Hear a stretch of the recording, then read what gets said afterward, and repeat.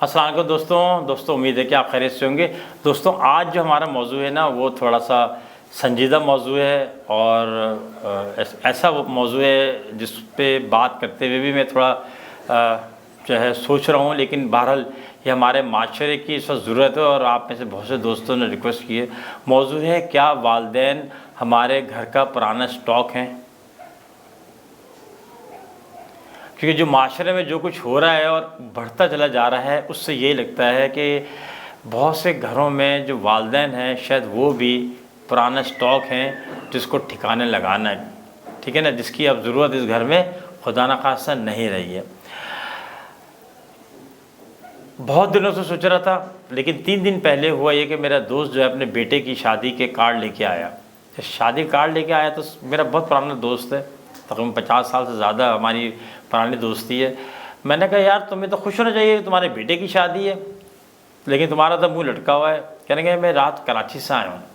میں نے کہا کیا ہوا بھائی؟ تو کراچی تو بہت اچھا شہر ہے۔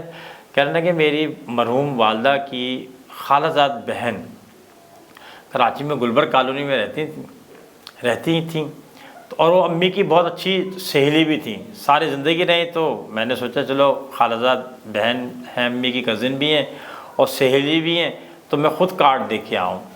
تو میں ان کے گھر گیا گلبرگ کالونی میں، تو وہاں وہ اپنے بیٹے سلمان کے ساتھ رہتی تھیں۔ سلمان بھائی کے پاس گیا، تھوڑی گپ شپ کی، میں نے ان کو کارڈ دیے۔ تو میں نے خالہ کا پوچھا، میں نے کہا خالہ نظر نہیں آ رہی، تو انہوں نے کہا کہ خالہ جو ہے وہ عثمان بھائی کے یہاں گئی ہوئی ہیں، یعنی عثمان کے یہاں گئی ہوئی ہیں۔ عثمان ان سے چھوٹے، لیکن وہ لوگ محبت میں سب چھوٹے بڑے ایک دوسرے کو بھائی کہتے ہیں۔ انہوں نے کہا عثمان بھائی کے یہاں گئی ہوئی ہیں۔ تو میں نے بھرا کوئی نالج نہیں کیا، میں نے کہا ٹھیک ہے چلو ان کیا رہتی ہیں مستقل، اب دوسرے بھائی کے یہاں چلی گئی ہوں گی۔ پھر میں جب باہر نکلنے لگا تو میں نے کہا مجھے جانا تو ہے ہی نازآباد، تو میں نارتھ نازآباد سے ہوتے ہوئے عثمان بھائی کا بھی کارڈ ان کو دے دیتا ہوں اور خالہ سے ہی مل لیتا ہوں، تو امی کی روح بھی خوش ہو جائے گی، یہ میرا خیال ہے۔ پھر میں نارتھ نازآباد سے جو ہے نا کی طرف نارتھ نازآباد کی طرف نکل گیا، میں گلبرگ سے رستہ جاتا تھا۔ وہاں جب عثمان بھائی کے یہاں پہنچا تو وہاں بھی گپ شپ لگی، انہیں کارڈ دیا میں نے، خالہ کا پوچھا تو انہوں نے کہا خالہ جو ہیں وہ اقصی کی یہاں ہیں، اقصی ان کی چھوٹی بہن شادی ہو کے وہ نازآباد میں رہتی ہیں عثمانیہ کالونی کے پاس۔ تو میں نے سوچا یار میرے بھی وہاں کچھ پرانے رشتہ دار ہیں، انہیں کارڈ بھی دینا ہے، کچھ سسرالی رشتہ دار ہیں، تو چلیں نازآباد میں اقصی سے ملاقات ہو جائے گی، 10-12 سال سے ملاقات نہیں ہوئی ہے۔ یہ بڑے سنجیدہ ہو کے بتا رہے ہیں، میں حیران ہوں کہ شادی کارڈ بانٹنے سے تو کوئی انہونی بات نہیں ہے، اگر خالہ نہیں ملنی ایک بیٹے کے گھر میں، دوسری بیٹا دوسرا نہیں، تو بیٹی کے گھر میں یہ تو بڑھاپے کا مزہ ہے، حسن ہے کہ آدمی گھومتا پھرتا رہے۔ کہیں گے میں نے بڑے کو سلمان بھائی کو بھی نہیں بتایا تھا کہ میں عثمان بھائی کے جا رہا ہوں، عثمان کو بھی نہیں بتایا کہ میں اقصی کے جا رہا ہوں۔ میں جب اقصی کے پہنچا تو تقریباً سمجھنے میں ان 2 گھروں سے ہوتے ہوئے 1.5-2 گھنٹے لگے ہوں گے۔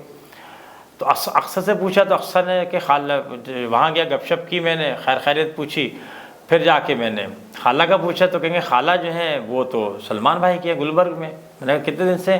کہیں گے وہ تو کافی، وہ تو 2-2.5 مہینے ہو گئے، وہاں سے نکلتی نہیں ہے۔ کہتے میں نہیں، میں نے تو سلمان کے گھر میں رہنا ہے، یہ میرا بہت خیال رکھتا ہے۔ پھر میں خاموش ہو گیا۔ تھوڑی دیر بعد ان کی جب سسرال والے آگے پیچھے ہو گئے تو میں نے اقصی سے کہا، میں نے کہا اقصی میں سیدھا حیدرآباد سے سلمان بھائی کے گیا تھا اور ایسا ہوا۔ اس کے بعد انہوں نے کہا عثمان بھائی کے ہیں، میں عثمان بھائی کے گھر گیا، انہوں نے کہا کہ خالہ جو ہے نا آپ کے گھر میں، تو میں خالہ کے گھر میں آیا۔ بس میرا یہ کہنا تھا۔ تو اقصی جو ہے وہ پھوٹ کے رونے لگی، کہنے لگا کہ بھائی کیس یہ ہے کہ امی کو جو ہے نا ان دونوں بھائیوں نے جو ہے وہ اولڈ ہاؤس میں جمع کرا دیا ہے، کلفٹن پہ کوئی اولڈ ہاؤس ہے، وہاں جا کے کر دیا ہے۔ تو میں نے کہا کیوں؟ یہ تو بڑے خوشحال ہیں آپ کے بھائی، اور آپ کے تو ایک تیسرے بھائی بھی ہیں جو کہ کوئی 30-35 سال سے سویڈن کے اندر ہے، وہ تو یورپ میں رہ رہے ہیں، بڑا سنا ہے، بڑا سویلائز ملک ہے۔ کہنے لگا کہ بالکل سب ہے، تو سارے بھائی خوشحال ہیں، ان کی بیٹیاں بھی ماشاءاللہ پرائیویٹ یونیورسٹی میں پڑھ رہی ہیں، 70 لاکھ کا پیکیج ہے ان کا 5 سال کا، دوسری کی بیٹی فلاں کام کر رہی ہے، تیسرے کا بیٹا فلاں کام کر رہا ہے۔ بیٹوں کے لیے ان کے پاس بہت پیسے ہیں، لیکن جھگڑا یہ تھا، سلمان بھائی کہتے تھے کہ 15 سال ہو گئے اماں میرے پاس ہی ہیں، اب یہ کسی اور کوئی اور ان کی ذمہ داری اٹھائے۔ دوسرا کہتا تھا میرے پاس تو پہلے حالات تنگ ہیں، میرا گھر بھی چھوٹا ہے، 240 گز پہ رہتا ہوں، آپ اپنے پاس رکھ لیں، یا پھر اقصیٰ کے پاس بھیج دیں. اقصیٰ کہتی تھی کہ میں جو ہے نا کیسے کر سکتی ہوں، میرا تو سسرال ہے، میرا اپنا گھر بھی نہیں ہے، میرے شوہر تو خود اپنے والدین کے ساتھ رہتے ہیں، تو میں کیسے کر سکتی ہوں. سویڈن والا کہتا تھا کہ میرا تو ملک اتنا مشکل ہے، یہاں کے تو معاشرات ایسے ہوتے ہیں کہ ہم جو بھی کچھ کماتے ہیں وہ یہیں خرچ ہو جاتا ہے، میں تو کسی کی کوئی مدد نہیں کر سکتا. ٹھیک ہے نا، لہٰذا جو فیصلہ آپ نے امی سے متعلق کرنا ہے وہ آپ لوگوں نے خود ہی کرنا ہے. تو کہنے لگے اس بات کو ٹائم ہو گیا اور امی کو وہاں جمع کرا دیا.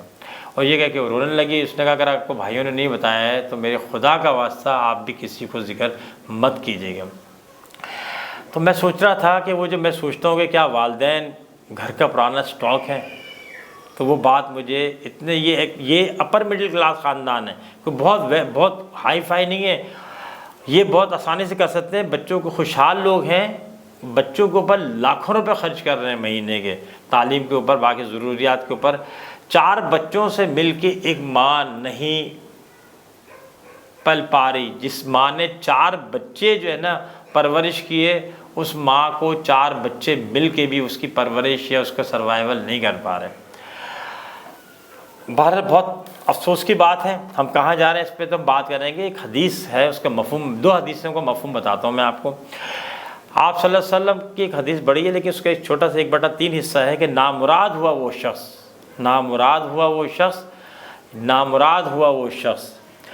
جس نے اپنے والدین کو بڑھاپے کی حالت میں پایا اور ان کی خدمت کر کے جنت میں داخل نہیں ہوا. کتنی خطرناک حدیث ہے. 3 جگہ پہ آپ نے نامراد کہا تھا اور یہ مسجد میں بیٹھ کے آپ نے کہا تھا. یہ بڑی لمبی حدیث ہے، اس کا یہ 1/3 حصہ ہے کہ نامراد ہوا وہ شخص جس نے اپنے والدین کو بڑھاپے کی حالت میں پایا اور ان کی خدمت کر کے جنت میں داخل نہیں ہوا. کہاں کھڑے ہیں ہم، کہاں کھڑے. دوسری حدیث ہے کہ اللہ کی رضا والدین کی رضا میں اور اللہ کی ناراضگی والدین کی ناراضگی میں. اس کا مطلب ہے اگر کسی کے والدین ناراض، دونوں میں سے ایک بھی ناراض ہیں تو اللہ ان سے راضی اس حدیث کے حساب سے نہیں ہوں گے. اب والدین کا مقام دیکھیں آپ، یہ تو قرآن بھرا پڑا ہے، اف تک نہ کہو، حدیثیں بھری پڑی ہیں، کنڈکٹ بھرے پڑے ہیں. آپ صلی اللہ علیہ وسلم کے ایک صحابی نے تو اپنے والدین کو بڑھاپے میں چھوڑنے ماں کو گوارا ہی نہیں کیا اور انہوں نے ساری زندگی حضور کو دیکھا بھی نہیں. لیکن حضور صلی اللہ علیہ وسلم نے کہا تھا کہ کبھی اگر وہ جو ہے نا اویس آئیں تو ان سے کہنا میری امت کے لیے دعا کریں. یہ مفہوم بتا رہا ہوں میں، الفاظوں پہ نہیں جائے گا پلیز. میری امت کے لیے دعا کریں. تو آپ اندازہ کریں کہ آپ صلی اللہ علیہ وسلم سے ملاقات کے کبھی نہیں کی، لیکن کیا تھا، اپنی ایک بوڑھی اور نابینا والدہ کی خدمت کے لیے وہ رکے رہے اور وہ بھی تڑپتے تھے حضور صلی اللہ علیہ وسلم کے، حضور صلی اللہ علیہ وسلم بے چین رہتے تھے ان کے لیے.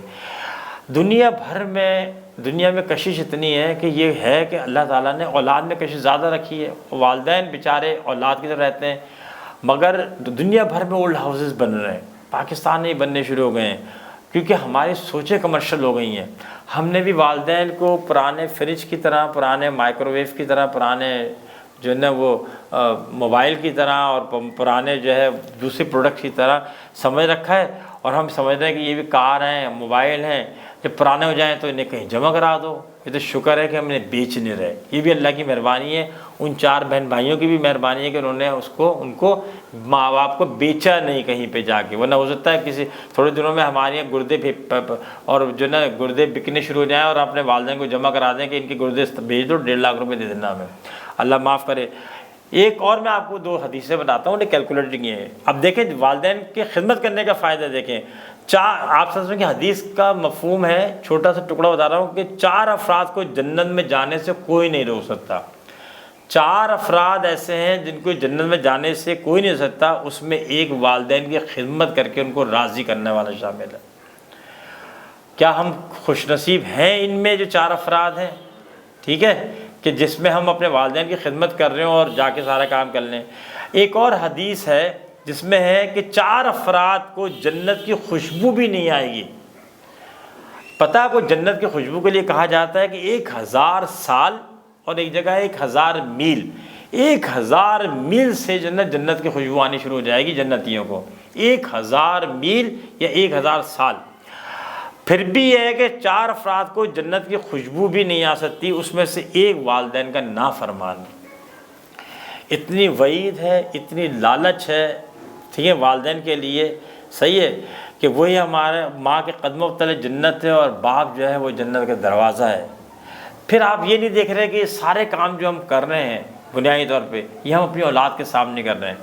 3-4 بہن بھائیوں کا ذکر کیا میرے دوست خالد نے، ان کے بچے نہیں دیکھ رہے کہ ہماری دادی کو کہاں جمع کرا دیا یا ہمارے نانا کو کہاں جمع کرا دیا، کل انہوں نے اپنے والدین کو پھر وہ جو ہے نا وہ اولڈ اسٹاک کی طرح جمع نہیں کرا دینا ہے۔ یہ مکافات عمل ہے، یہ جگہ جو ہے مکافات عمل ہے۔ اگر آج جو ہم کسی کے ساتھ اچھا کام کریں گے وہ کام اچھا ہوگا، اور جو کسی کے ساتھ برا کام کریں گے قدرت کا نظام ہے وہ کام ہمارے ساتھ برا رہے گا۔ لہٰذا سب لوگ خیال رکھیں، اس ویڈیو کو آپ لوگ پلیز پھیلائیں ان لوگوں کو کہ لوگ اپنے والدین کی عزت کریں اور ان کو مقام دیں۔ اولاد کو تو دے ہی رہے ہیں، اپنا اور اس چینل کا بہت سارا خیال رکھیں، خوش رہیں، سلامت رہیں، اپنے والدین کی خدمت کرتے رہیں۔ السلام علیکم۔